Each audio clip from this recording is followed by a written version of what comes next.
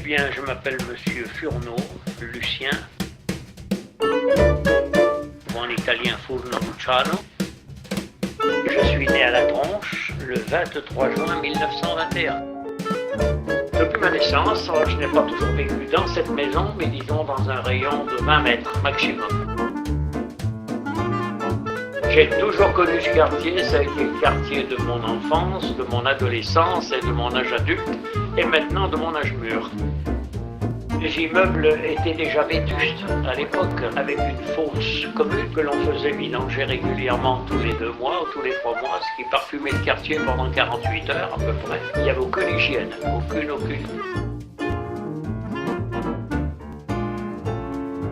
Quand un artisan venait mettre l'eau chez quelqu'un, c'était l'événement, une traînée de poudre, tout le monde disait « Oh !»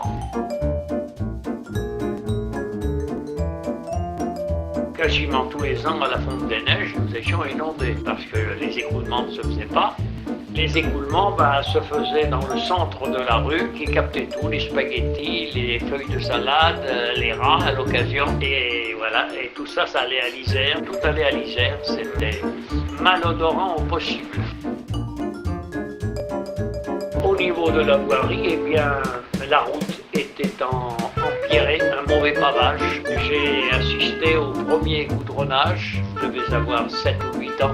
On déposait du goudron par-dessus lequel on mettait du gravillon que l'on cylindrait et on attendait que ça se tasse. Alors nous les gamins, quand on prenait une bûche sur ce gravillon, c'était des lames de rasoir. On avait tous les genoux en sang. Il y avait un tramway, c'était le numéro 1, qui partait de la gare et qui faisait la gare Montfleury.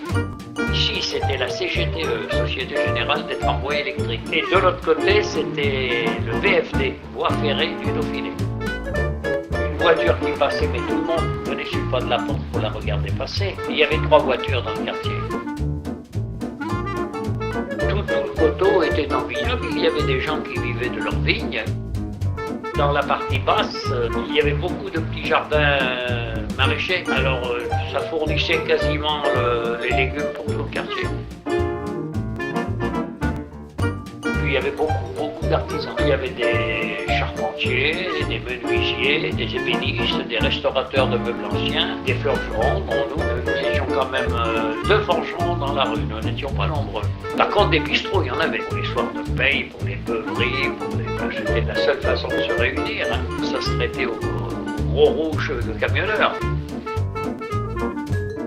Alors là, il y a l'ancien lavoir municipal. Il y avait là des lavandières qui faisaient même du lavage pour des particuliers ou des bourgeois de Grenoble. D'ailleurs, ma pauvre mère en était une. Et moi, petit garçon, j'étais de corvée pour plier les draps.